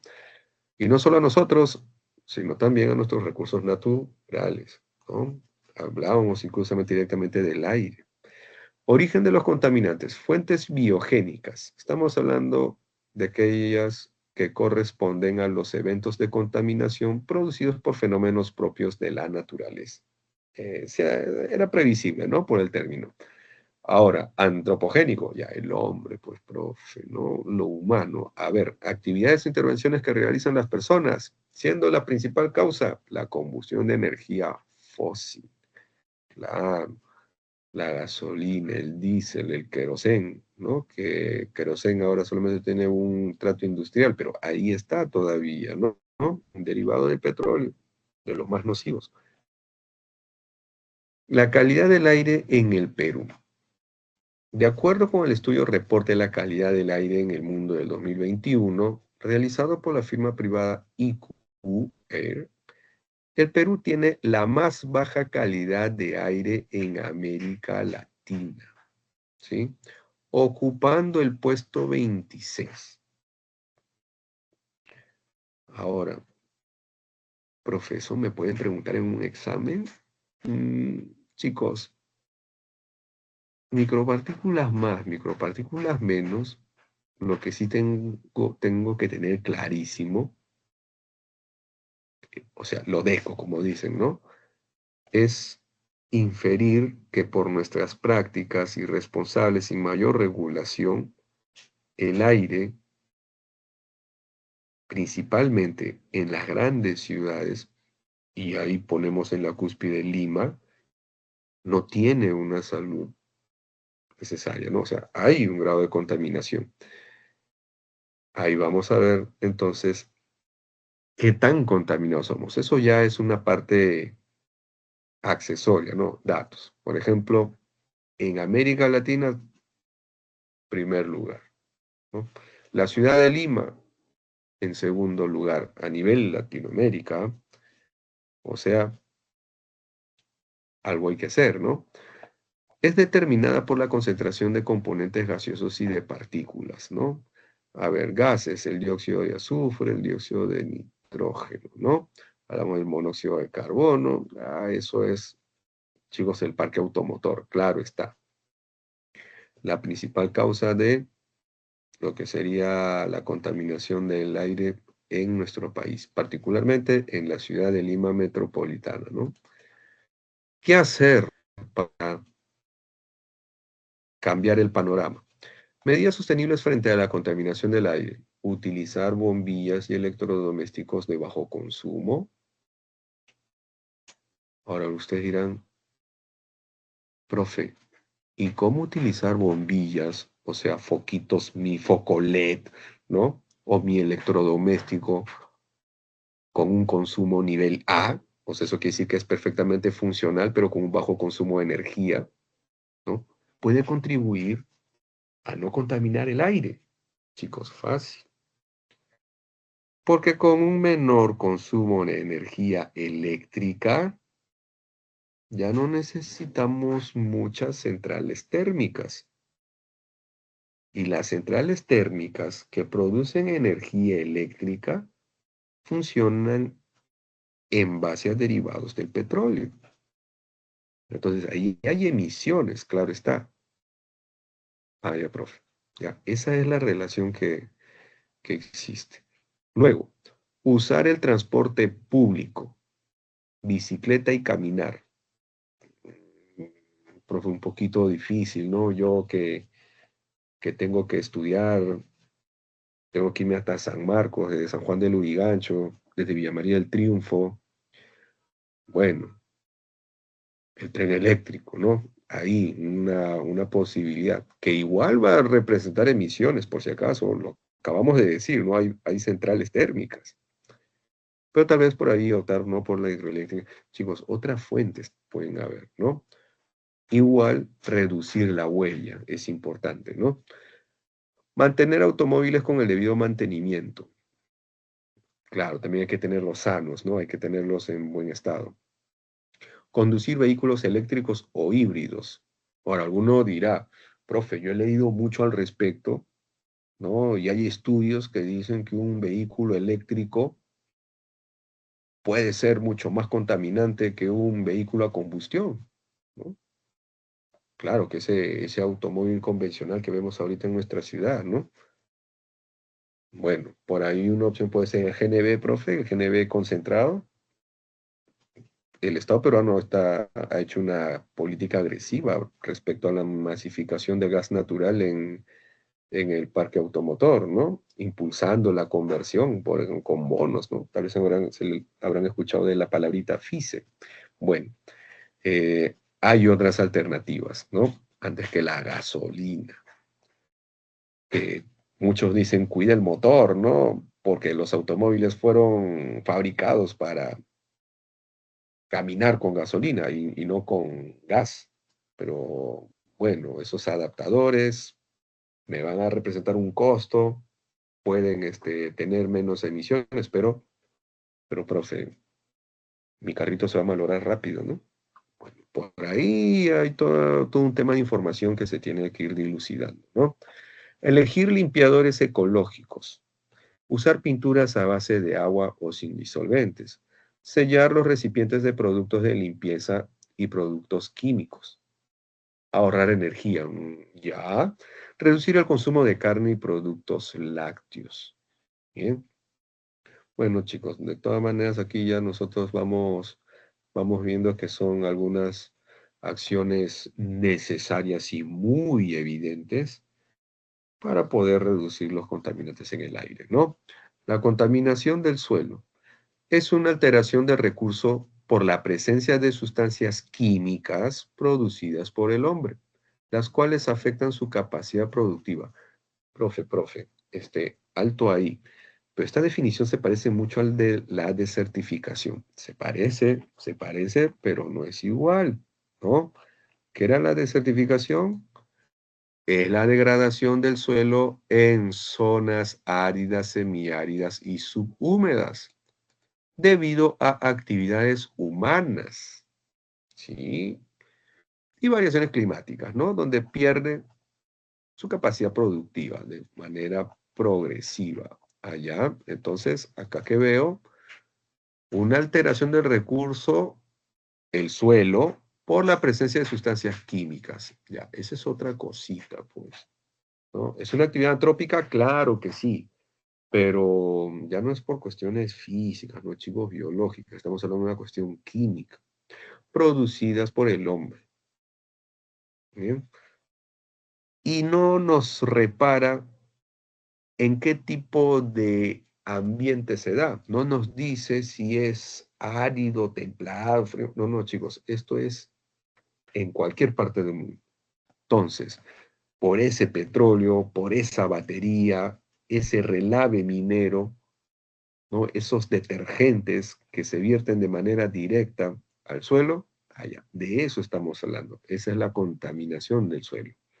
Ya, chicos, por el uso y abuso de los fertilizantes químicos y otros más. Entonces, la práctica de contaminantes, ¿cuáles son? Prácticas agrícolas deficientes. Pero aquí no hablamos del riego, ¿ya? Aquí estamos hablando particularmente de los plaguicidas y fertilizantes, ¿no? Sintéticos ellos. Gestión inadecuada de los desechos sólidos. Claro, imagínense ustedes, ¿no? Todos los residuos sólidos que nosotros como gran ciudad vertimos. Ah, y por si acaso, estos desechos sólidos no solo contaminan el suelo, sino también el aire, porque ahí puede haber materia orgánica, puede haber metano, ¿no? Y puede haber incluso emisiones de CO2. Ahora, almacenamiento inseguro de residuos químicos y nucleares peligrosos. Ya, profesor, sí, eso sí se ve, ¿no? Un poco severo, ¿no? Grave. Lixiviación de vertederos mal administrados. Lixiviación. ¿Qué quiere decir eso, profe? Bueno, es un proceso por el cual, chicos, el agua logra ir degradando, ¿no? Ciertas partículas del suelo. ¿sí? Entonces, al haber vertederos mal administrados, por ahí una lluvia o un afloramiento de agua subterránea, a eso nos referimos. Vertido descontrolado de residuos domésticos, industriales y mineros. Bastante general, ¿no? Consecuencias de la contaminación del suelo. Pérdida de la productividad, ¿sí? Muerte de los organismos útiles al suelo. Con esto deberíamos empezar, ¿no? Muerte de los organismos útiles del suelo. Y con eso ya vemos, por tanto, la pérdida de la productividad. Tenemos la concentración de plaguicidas en la cadena alimenticia. Ay, eso, ¿no? Claro. Entonces, ¿qué alimento consumimos? A la contaminación del suelo puede también propiciar entonces un producto contaminado. Y eso puede afectar a nuestra salud, ¿no? Medidas del desarrollo sostenible.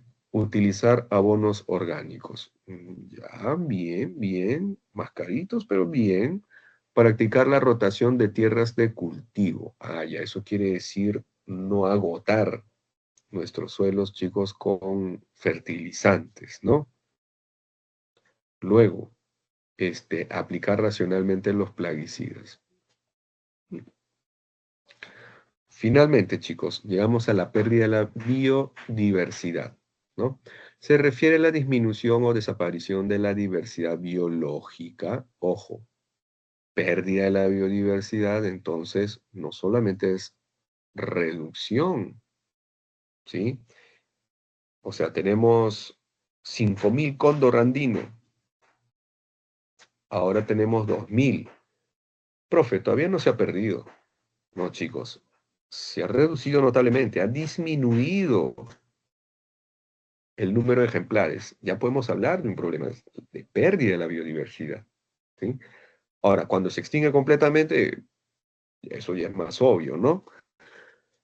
Entendida esta última como la variedad de seres vivos que habitan en el planeta. Y hay algunas especies que se declaran extintas, ¿no? Problemas que afectan a la biodiversidad. Uno, sobreexplotación del medio natural. Los bosques, ¿sí, chicos? La pérdida y degradación de las hábitats también, ¿no? Y podemos recordar los bosques, los pastos naturales, pues, ¿no? La contaminación del medio ambiente, en general el agua, por ejemplo, ¿no? Cuando el río se contamina. Introducción de especies invasoras. Profe, ¿puedo tener como mascotita en mi casa a mi capibara? Ahora todo el mundo quiere su capibara, ¿no? Puedo tenerle en mi casa, no, chicos, no, tampoco tan exóticos, ¿no?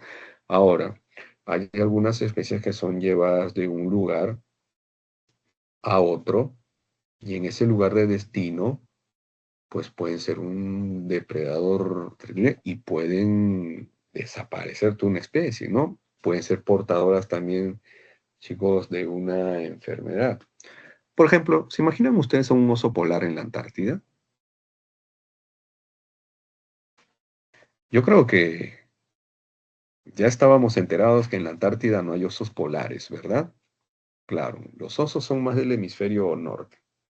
Sí, por ahí solo el oso andino, ¿no? El oso de anteojos que cruza un poquito el Ecuador. Ya, no hay osos polares en la Antártida. ¿Se imaginan a uno de ellos ahí? Pobres pingüinos, ¿no? Sería una especie invasora. Ahora, efectos del cambio climático. Ahí, en la imagen veo justamente un oso polar, pobrecito, ¿no? Sí, pues se está reduciendo su hábitat. ¿Mm? Y por último, las consecuencias. Tiene varios efectos negativos sobre el bienestar humano, como por ejemplo la seguridad alimentaria, ¿no? La vulnerabilidad ante los desastres naturales, la seguridad energética y el acceso al agua limpia y a las materias primas, ¿no? Bueno, chicos, creo que ya es hora de pasar con cívica. Acá algunas medidas de desarrollo sostenible para proteger a la biodiversidad y es más que todo un llamado a la conciencia, ¿no? No sacar a una especie de un lugar para llevarla a otra, luego no atentar contra el hábitat justamente, y tratar o procurar de participar, esto es desarrollo sostenible, ¿no? La sociedad pública privada, la sociedad Estado, sociedad civil, o sea, de tomar también medidas de manera directa para no afectar a estas especies, ¿no? Bueno, les dejo las claves. 1 sería casa, 2 avión, 3 dado y 4 dado. Pasamos ahora con cívica y tenemos lo que sería pues el tema de peruanidad, ¿no? Aspectos que fundamentan nuestra peruanidad. El sentido de pertenencia, costumbres y tradiciones comunes. Sería lo que tendríamos que tratar en esta oportunidad, ¿no? A ver, empezamos. El Perú es un país diverso. Sabemos que, chicos, el peruano ha sido pues resultado de un proceso histórico bastante interesante, ¿no? Que llegaron muchos pueblos a nuestro país, a lo que hoy es el Perú, perdón, desde muchos siglos atrás, considerando que aquí ya habitaban otros pueblos. Entonces, poco a poco, nuestro país se volvió pluricultural. Y ese es un término que ya empleamos la semana anterior, ¿verdad? ¿Qué quería decir pluriculturalidad? La coexistencia o cohabitación de varias culturas en un lugar determinado. Entonces, ¿qué viene después? Bueno, las relaciones entre culturas, ¿sí? La fusión y el sincretismo cultural. A lo largo del tiempo hemos visto que estas relaciones se han dado en equidad, en horizontalidad, pues hemos visto que no. Pero es una tarea del Estado, chicos, reconocer y proteger nuestra riqueza cultural. Por lo tanto, se han establecido una serie de políticas multiculturales. En nuestra Constitución, por ejemplo, vemos que es un derecho fundamental el de la identidad étnica y cultural, que el Estado protege y promueve. Por ejemplo, veíamos también, ¿no? Cuando trabajamos la diversidad lingüística, que el Estado promueve la educación intercultural bilingüe, ¿no? Intercultural bilingüe. ¿Qué es intercultural? Pues un enfoque positivo frente a la diversidad, ¿no? Una actitud positiva de respeto, de valoración, por el cual, chicos, lo que es ajeno a nosotros no es malo, no es ordinario, no es menor, simplemente es diferente.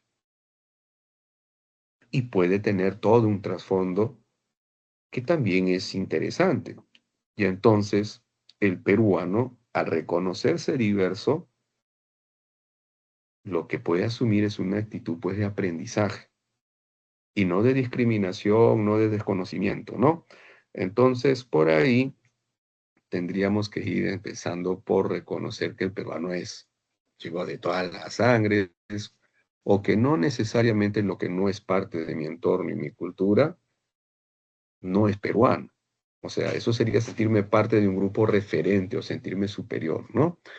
Y bueno, entonces, el Perú es uno de los países culturalmente más diversos de América y el mundo, ¿sí? Esta diversidad, ¿a qué se debía? A la presencia de pueblos originarios, o sea, pueblos que habitan aquí, chicos, en estas tierras desde tiempos inmemorables, ¿bien? La llegada de culturas extranjeras y nuestra variedad geográfica.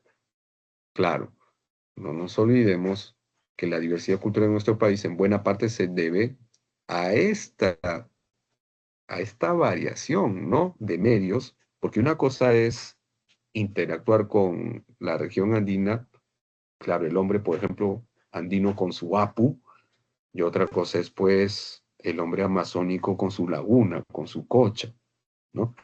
Y ahí vemos también entonces cómo influye eso. Entonces, con esta diversidad geográfica, desde siglos atrás y hasta el día de hoy, tenemos pueblos originarios que han ido adquiriendo cierta cultura, es decir, ciertos conocimientos, ciertos valores. Y a ello le sumamos la llegada de culturas extranjeras, ¿no? Estamos hablando pues de europeos como españoles, austroalemanes, por ahí una pequeña cantidad de italianos. Después hablamos también de chicos africanos, ¿no? Porque llegaron con su sistema esclavista, los asiáticos, ¿no? Primero los chinos, culíes, luego los japoneses, y por último hacemos referencia pues a una pequeña comunidad de japoneses y coreanos. Ahora, vamos a hablar de la peruanidad. ¿Cómo hacer que cada uno de nosotros, que pudiendo ser culturalmente diverso, de pronto también se identifique como peruano? ¿Sí? La peruanidad se refiere al sentimiento de identidad que vincula a los pueblos y los habitantes del Perú. O sea, no importa dónde vivimos. Si yo puedo ser quechua, puedo ser aymara, guajún, huampi, puedo ser machiguenga, puedo vivir en la costa, en Lima, ¿no? Aquí en mi rico San Juan del Lurigancho, en el Callao, lo que fuera. Pero ¿qué nos une? ¿No? Se refiere al sentimiento de identidad que vincula a los pueblos y los habitantes del Perú. Y chicos, acá hay una palabrita clave: identidad. La identidad se construye, ¿sí? Con el paso del tiempo se va consolidando y nunca termina. Ustedes no son los mismos de hace 5 años atrás. De acá a 10 años tampoco serán los mismos. ¿Sí? Tienen una identidad, profe, personalidad, si se quiere, ¿no? Tienen un temperamento y un carácter, y ese carácter es lo que se va, como dicen, moldeando, ¿no? Entonces, señores, en estos momentos, tal vez yo, profe, no me siento tan orgulloso de ser peruano. No, porque el Estado no me ha dado nada, ¿sí? Porque tal vez en las noticias veo solo corrupción, pobreza. Ah, y es que tal vez estoy mirando solo lo malito, ¿no? Esos aspectos negativos. Pero ¿qué pasa cuando ingrese a San Marcos? ¿No? ¿Qué pasa si soy un estudiante que por ahí accede a una beca? Se va a representar a San Marcos, y no solo a San Marcos, sino a Perú, ¿no? Entonces por ahí la cosita puede ir cambiando. Se puede ir cambiando el chip. Pero para eso hay que tener presente, ¿no? ¿Qué cosa? Los aspectos positivos. Y para eso, chicos, antes de hablar de esto, me gustaría hablar un tantito del sentido de pertenencia, ¿no? El sentido de pertenencia es una forma de adhesión a los rasgos distintivos de una cultura, que implica una actitud consciente y comprometida con una determinada colectividad, en cuyo seno el sujeto participa activamente. Entonces, para que yo me sienta peruano, el Estado me debe incluir en sus políticas. ¿Cómo le vamos a pedir a una población que sienta ese vínculo afectivo con el Perú si es que nunca lo ha visto? O sea, nunca, chicos, fue parte de una política pública. Para ir a la escuela, horas y horas de trabajo. Para tener acceso a medicinas, se tuvo que ir al país vecino, ¿no? Donde solamente ve contaminación, sí, porque a mi pueblito solamente llega a la mina y me ha contaminado. Cosa que una minera socialmente responsable no haría, ¿no? Sería todo lo contrario, incluye, y también pues suma la cadena de valor, ¿no? A estas comunidades. Puede hacerlo. Entonces, chicos, por ahí tenemos en cuenta esto, ¿no? Cómo el Estado llega, se hace presente. Porque, chicos, a mí, yo no voy a querer a mi papá si es que toda la vida estuvo ausente, ¿no?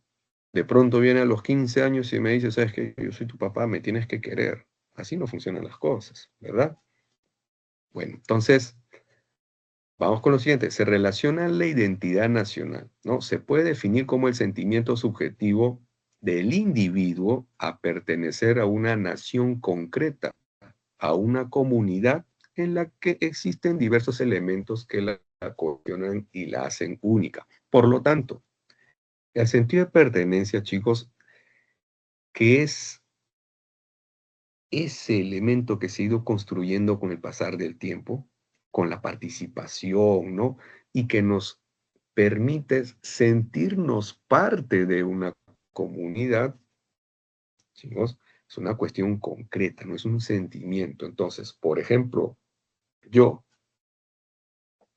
Óscar Ochoa, me considero muy orgulloso de mi familia.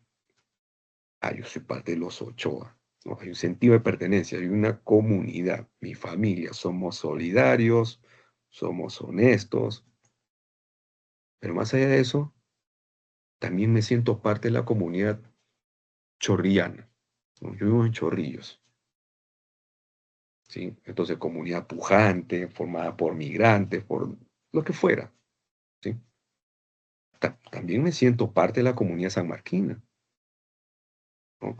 Porque yo he escuchado que en el Perú solamente hay dos tipos de peruanos, los que ingresan a San Marcos y los que no. Bueno, sea eso, chicos, un tanto, ¿no? Un tanto, ya ustedes me entienden, ¿no? Sesgado.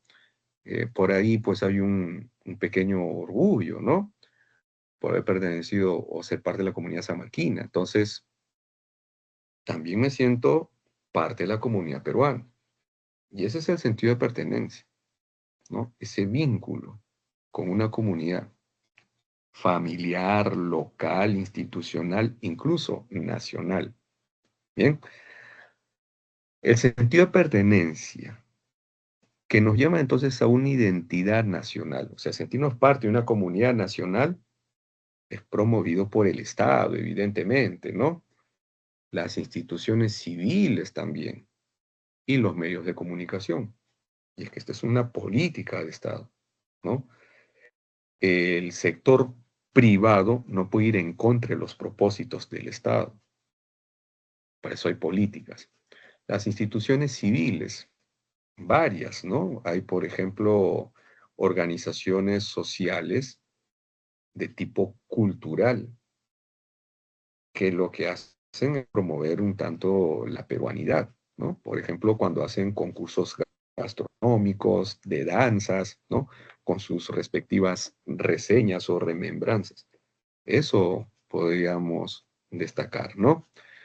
Ahora, el sentido de pertenencia se va forjando también con elementos objetivos sobre los cuales se asienta el sentimiento de pertenencia a la comunidad, como por ejemplo la lengua, la religión, la cultura, la etnia, etcétera, ¿no? Esos son elementos entonces que van unificando a los miembros de una comunidad. Entonces, yo me reconozco como quechua, yo me reconozco como aymara, yo me reconozco como un aymara, pero un aymara peruano, no un aymara boliviano, ¿sí? Eso es identidad, ¿no? Subjetivo. Cada individuo se va autodefiniendo, autoconociendo para autodefinirse, ¿no? Entonces, volvemos por aquí a ver los aspectos que fundamentan la peruanidad, ¿no? Ese vínculo afectivo, ese sentimiento, evidentemente, si hablamos de una identidad, yo me siento parte de, es porque, chicos, estos aspectos se valoran. Como mencionamos No nos vamos a poner a reparar pues en los aspectos negativos, ¿no? De la sociedad peruana, todo lo contrario. Se encuentra basada en el afecto hacia sus tradiciones y la fe en su destino. Profe, ¿es cierto que el Perú está condenado a ser potencia mundial?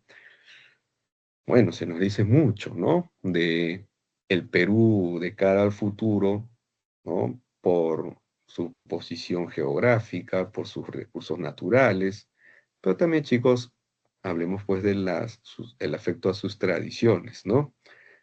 Toda vez que aquí tenemos prácticas muy valiosas, tanto en una dimensión histórica como espiritual. Sí, ya vamos a hablar un tanto de lo que serían las tradiciones. Luego tenemos que la peruanidad se hallan las expresiones como la cultura, el arte y vivencias que construyen la idea de Perú.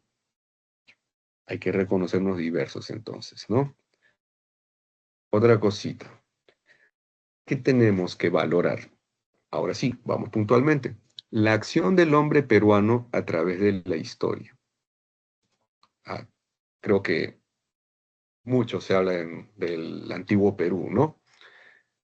Que los valores que tenía, por ejemplo, los valores que tenían los incas, ¿no? Cómo lograron expandirse y formar una civilización imponente en todo el sector centro-occidental de América del Sur, ¿no? Eso es algo que podríamos ir recordando, ¿no? Como también esta imagen llama un poquito la atención. Estamos viendo claramente una parte representativa de lo que fue la Guerra del Pacífico, ¿no? Cómo entonces levantarse de una guerra de esa naturaleza, ¿no? Costó mucho, pero sí es posible. Luego, reconocer el valor que tienen las ciudades fundadas en el Perú pre- y post-colombinos como manifestaciones de la creación material del hombre. Y es que nuestras ciudades, chicos, que existen desde antes de la llegada de los españoles, tienen un aporte valioso que luego se va a ver complementado con la cultura hispana, porque ese ordenamiento, ¿no? Restos de construcciones de piedras, pero luego con otros materiales, otra ornamentación, da clara muestra que ahí hay fusión cultural. ¿Ya? Entonces, eso es parte de la creación, ¿no? Del hombre. Y recordemos que, por ejemplo, la ciudad del Cusco es patrimonio de la humanidad. Después, considerar y revalorar los idiomas de nuestros antepasados que aún superviven. Nuestra obligación es incorporarlos a la cultura nacional. Bien, nos acordamos, ¿no? ¿Cuántas lenguas tenemos? Profe, reconocidas por el Estado, formalmente son 50, pero 48 de ellas son originarias, ¿no? 44 en la región amazónica y 4 en la región andina. Profesor, usted me está diciendo que si yo me siento peruano, tengo la obligación ética de aprenderme todas las lenguas. No tanto es así, chicos, no tanto, ¿no? Al menos cada uno de nosotros, no, pero sí podríamos mostrar interés por aprender tal vez una de ellas, ¿no? O dos, o tres. Profesor, ¿de qué me va a servir? A mí me sirve el inglés. Es cierto que, chicos, esa lengua extranjera nos abre puertas, ¿no? Pero el quechua también lo podría hacer. Si lo ven desde un punto de vista profesional, claro que también es una oportunidad, ¿no? Ojo, aquí estamos hablando como Estado, ¿no? Y luego como sociedad. El considerar y revalorar los idiomas de nuestros antepasados que aún supervive parte o debe nacer por no discriminar la lengua de otra persona. ¿Qué pasó con el quechua? Chicos, si bien es cierto es la lengua originaria más hablada, es también la que ha sufrido un mayor decrecimiento, ¿no? Ahora, ¿por qué no emular, por no decir imitar, chicos, lo que ocurre en otros países? Por ejemplo, en Paraguay. La mayoría de los paraguayos también dominan su guaraní, ¿no? Entonces, por ahí, vamos por ese camino, ¿no? La obligación es incorporarlos a la cultura nacional, o sea, también reconocer que es parte del Perú. Y ahí hay un tema bastante particular, ¿no? Ya habíamos comentado también que por parte del Estado se promueve la educación intercultural bilingüe, ¿no? Particularmente para preservar, rescatar, ¿no? Esas lenguas que algunas de ellas ya se encontraban en franco decrecimiento y peligro de extinción, ¿no? Ahora, valorar las técnicas diseñadas por los antiguos peruanos en la construcción de sus obras de infraestructura agrícola que permitieron el aprovechamiento de sus suelos. Y chicos, aquí lo que me pueden preguntar es el trato sostenible que tenía, ¿no? El uso sostenible que tenía el antiguo peruano con su medio. Porque algunas de estas técnicas, chicos, se perdieron. Ahora, hay algunas que permanecen, ¿no? Y entonces ahí, como muestra de peruanidad, es el apreciarlas. Se habla mucho de desarrollo sostenible, ¿no? Lo hemos mencionado nosotros esta semana. Entonces, por ahí nosotros podríamos decir, oye, los antiguos peruanos tenían un mejor uso de los suelos, una mejor gestión del agua, ¿no? La siembra y cosecha del agua. Entonces, ellos sí cuidaban, ¿no? Tenían un trato armónico con la naturaleza. Y no solo en la región andina, sino incluso hasta el día de hoy en la Amazonía, ¿no? ¿Cómo es que los Nazca, ¿no? Lograron sobrevivir en una región tan árida? Ustedes habrán escuchado hablar de los puquiales, los acueductos, ¿no? Ya esas son técnicas, pues chicos, destinadas a lo que es la práctica agrícola, que como actividad productiva garantiza la supervivencia de un pueblo, ¿no? Apreciar las manifestaciones folclóricas autóctonas y las que surgieron producto del mestizaje, practicándolas y difundiéndolas sin discriminación, ¿sí? ¿Cómo es eso, profe? Este, llega Semana Santa, me voy de viaje. ¿A dónde? Los carnavales de Ayacucho, eso ya conocí, me voy a los carnavales de Cajamarca, ¿no? Y me interesa y me llama, ¿no? Profe, bien invitó a una yunzada. No, qué roche, no pasa nada, no, ¿qué es eso? Bueno, entonces, por ahí, evidentemente por ese lado no estoy valorando, ¿no? Pero sería interesante asumir, pues, chicos, que el folclore es una manifestación válida de algunos pueblos. Que respetarla sería bastante, ¿no? Tener en cuenta que muchas de estas prácticas son el resultado de siglos de mestizaje, unión, porque no solamente es esa familia que llegó de la región andina a Lima buscando una oportunidad. No, no, chicos, si bien es cierto, ahí también ya hay más fusión aún. Esos pueblitos que llegaron desde antes también han tenido contacto con otras culturas. Y, o sea, es una suma y suma, suma y suma, ¿no? Asumir el concepto de interculturalidad, esto es importantísimo. Ya vieron ustedes en el examen, ¿no? Reciente, que preguntaban por la interculturalidad, que es la capacidad de reconocer e incorporar la diferencia, o sea, aprender, valorar lo que practican otras culturas. ¿Y por qué se valora? Porque se reconoce que todas las culturas tienen el mismo valor, están al mismo nivel, y ahí aparece la palabrita clave, horizontalidad, ¿no? Entonces, chicos, el peruano se reconoce o debe asumir una actitud, un enfoque intercultural. Incluir en a la vida nacional a millones de peruanos que, organizados en comunidades campesinas y nativas, pueblan el territorio alejados de los beneficios que otorga la civilización. ¿Cómo es eso que beneficios que otorga la civilización, profe? Chicos, hay que recordar lo que es la exclusión, ¿no? Mencionaba hace un instante, cómo pedirle a ciertos pueblos que se sientan peruanos cuando viven al margen, y así ha sido todo el tiempo.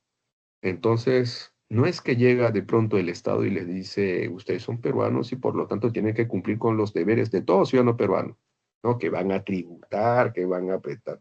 No, tiene que adecuarse, ¿sí? Respetar la identidad, su organización, su historia como pueblo. Y por eso recordemos que había, chicos, una ley para las organizaciones campesinas y una ley para las comunidades nativas, ¿no? Con esta ley, el Estado pasa a registrar a las comunidades, les da existencia legal, personas jurídicas de derecho privado, porque están integradas por sus miembros, pero de interés público, porque contribuyen no solo al desarrollo de la comunidad, sino también local y regional. Ya, profesor, pero ¿qué me quiere decir este punto exactamente? Que al vivir tantos años excluidos, chicos, hay aspectos de la civilización que tal vez nosotros vemos y hemos, chicos, disfrutado, que ellos no. Por ejemplo, el sistema educativo, que no debe ser impositivo, ¿no? Sino se debe adecuar. Tal vez también podríamos hablar de la medicina. Profe, pero si ellos creen en los chamanes, genial. El chamán, por si acaso, es un sanador, no el que ofrece, pues, chicos, un amarre, que el amor verdadero en menos de 24 horas. No, no, no, eso es estafa, ¿no? Estamos hablando, pues, de sanador con hierbas, ¿no? Con limpias, esas cositas. Allá, entonces, si le permite curar males simples, genial, se puede mantener, pero un chamán, chicos, no va a practicar pues una quimioterapia, un trasplante de órganos, ¿no? Entonces, esa medicina, ¿no? Occidental que nosotros conocemos, puede ser, ¿no? Un aporte de la civilización. Y bien, así como esto, podríamos mencionar muchos más tareas, entonces, para que la población pueda ir desarrollando ese vínculo afectivo con la población. Luego tenemos, chicos, costumbres y tradiciones, ¿no? A ver, ¿qué es una tradición? Es una manera de pensar, comportarse o hacer algo que a lo largo del tiempo las personas de una determinada sociedad o familia han hecho de forma similar. O sea, son inclinaciones que son susceptibles de cambio, ¿ya, chicos? Por su expansión en el tiempo o espacio. En el tiempo, particularmente por el aporte de las nuevas generaciones, ¿sí? Esas son las tradiciones, perdón, las tradiciones, una manera de pensar, comportarse o hacer algo a lo largo del tiempo. Se ha ido trascendiendo. ¿Qué es la costumbre? La costumbre son inclinaciones o los usos en forma de carácter distintivo de una nación, un grupo de personas o incluso una persona. A ver, para ir acorde con el momento, ¿no? El 25 de septiembre, perdón, el 25 de diciembre se celebró la Navidad, no solo aquí en el Perú, sino en varias partes del mundo. El nacimiento del niño Jesús, ¿no? Eso se celebra solemnemente todos los años. Y así se mantiene generación tras generación. Entonces es una fecha festiva, ¿sí? Tiene un trasfondo histórico, espiritual. Esa es una tradición. Se reconoce una práctica como de tan alto valor que incluso las nuevas generaciones con esa solemnidad la preservan y así la transmiten. Esa es una tradición. Puede ser nacional, regional, local, incluso familiar. Claro, por ejemplo, yo tengo mi viñedo, produzco vinos y lo hago con la misma técnica, los mismos chicos medios que lo hacía mi padre. Y mi padre lo hacía de la misma manera que lo hacía mi abuelo. Entonces, esa es una tradición familiar. Se mantiene así porque tiene un valor. Señores, en cambio las costumbres son muy variables, muy cambiantes, ¿no? Por ejemplo, Navidad. Profe, todos los años pavo. No, ahora para la cena lechón, ¿sí? Chocolate caliente, mejor su gaseosa o algo de cambio. Entonces, chicos, esas son costumbres, ¿sí? ¿Pueden ser características de un pueblo, de una generación? Claro que sí, pero es susceptible de cambio. Para terminar, una costumbre suele estar muy asociada a una tradición. Sí, porque cuando hay una tradición, una festividad, que es el punto central, una práctica central, a su lado, en su entorno, pueden practicarse muchas costumbres. Como por ejemplo, en octubre, el Señor de los Milagros, la procesión es el acto central, ¿sí? Y cuando sale el Señor de los Milagros en procesión, bueno, por ahí uno se compra su turroncito, ¿no? Se come su mazamorra, este, pone su alfombra de flores, como vemos en la imagen, ¿no? Ah, esas son costumbres que pueden ir cambiando con el tiempo, ¿no? Las podemos ir dejando y obteniendo otras, ¿bien? Pero puede darse el caso de que una costumbre con el paso del tiempo adquiera un valor. De pronto los miembros de una comunidad dicen, no, esto sí se mantiene y así la transmitimos generación tras generación. Entonces, ¿qué puede pasar? Una costumbre de a pocos se convirtió en una tradición, ¿no? Bien, chicos, les dejo las claves. La 1 sería enano, 2 dado, 3 bote y 4 cas. Me estaría despidiendo, fue un gusto, cuídense, que tengan felices fiestas. Muy buenos días.